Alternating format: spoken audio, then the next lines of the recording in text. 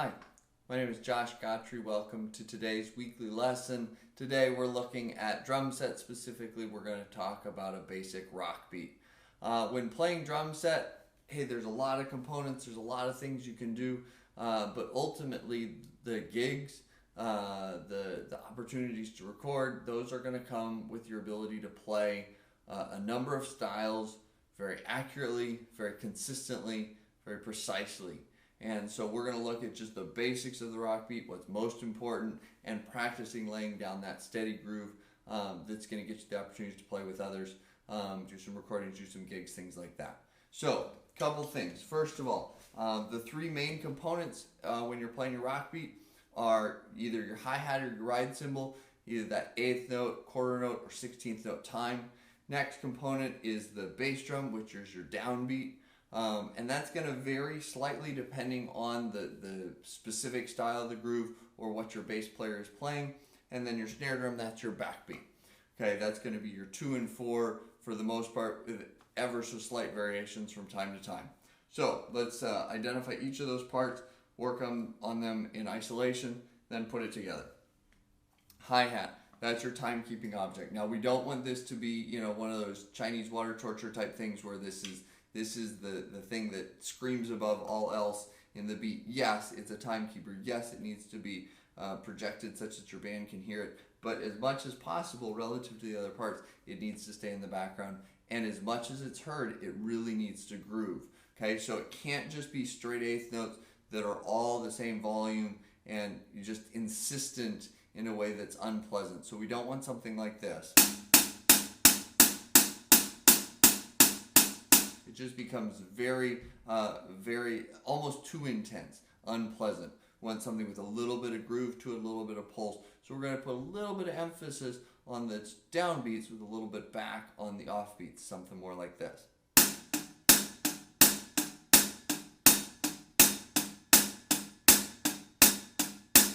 And you can see already this has a little bit more clarity as far as where time is. It's not just a series of notes, but there's actually a groove to it. Okay, so once we get that pretty solid, nice little pulse, we're going to add the backbeat to that. So we're going to add the snare drum on 2 and 4.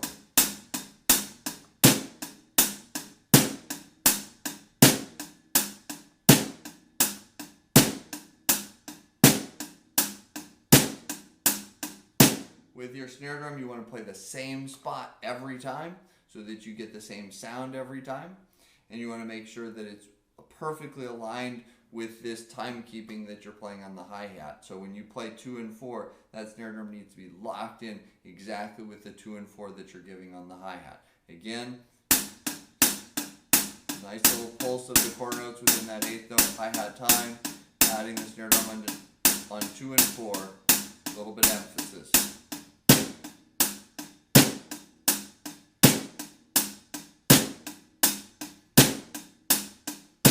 If we start to hear some offset alignment, it really clutters the groove in terms of what the band hears. So if you end up with something like this, right, where the snare drum's not quite lining up with the hi-hat, it's very, very difficult for a band to play with that because they don't know which 2 and 4 is really 2 and 4 and which is incorrect. So it's really important that that vertical alignment stay in place. Okay, so we've got that going. We've got the nice 8th note on the hi-hat with a little bit of pulse, backbeat on 2 and 4.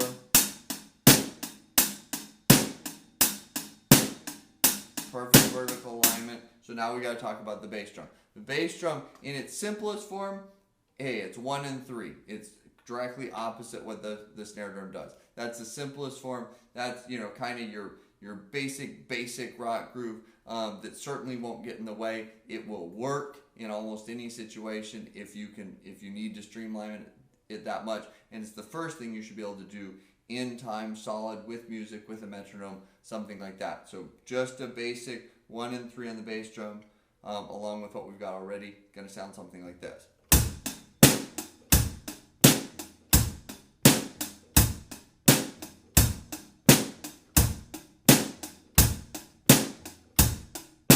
And again, it's really, really critical that the bass drum 1 and 3 line up with the hi-hat 1 and 3, so there's no clarity issues as far as where that time is.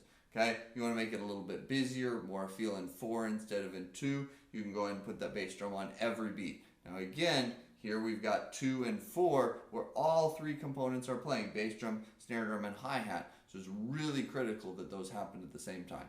Here we go.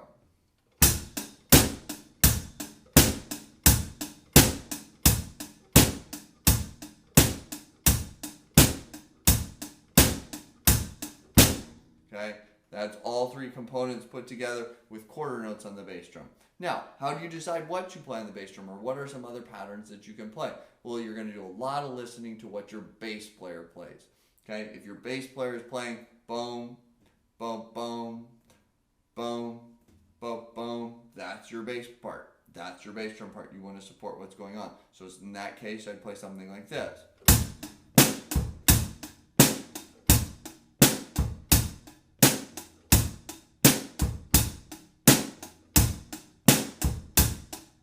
Right? And notice that when I'm playing the bass drum, an eighth note, in this case of the and of 2, I'm playing the bass drum, my hi-hat part doesn't change. I don't all of a sudden play, right, those extra accents that the bass drum is playing. I want to make sure my hi-hat still drives that quarter note groove really clearly as far as where the pulse is, so that the bass drum can be something different. So I don't want to change that, as it's very important that you start with some basic bass drum parts so that your hi-hat can be really used to that slight pulse of the quarter note, and whatever you change the bass drum to, it doesn't interfere with that.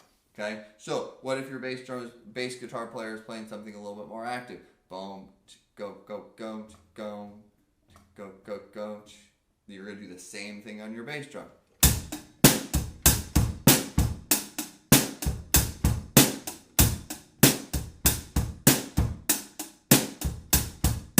Right? And you can work every one of those. How's the best way to approach the bass drum part? Figure out every eighth note that you could play on, 1 and 2 and 3 and 4 and. You could play every one of those potentially. Now, choose any 1, any 2, any 3, any 4, any 5, and continue to go through that pattern till you've played every different combination of a bass drum pattern of choosing any eighth note within the measure, or any set of eighth notes within the measure, with that snare drum and hi-hat groove going on. And then once that's comfortable, then you can start exploring what you could do on E's and U's, some of the 16th notes. Okay, so there's just the super basics of playing a rock beat. Bass drum and snare drum should be most important as far as volume is concerned. That should be about 80% of the sound. The hi-hat's going to be more about 20% of the sound, but certainly very present on those quarter notes so that you hear where the time is. Your band needs to use this for its rhythmic timekeeping or subdivision, and then we've got to make sure that our other parts, snare drum, bass drum, align with that. You're comfortable with that, go ahead and move the right hand to the ride cymbal, do the exact same thing. Okay, there's some basics on rock beat. We'll cover some more in depth there and some other styles in the future. Have a great week.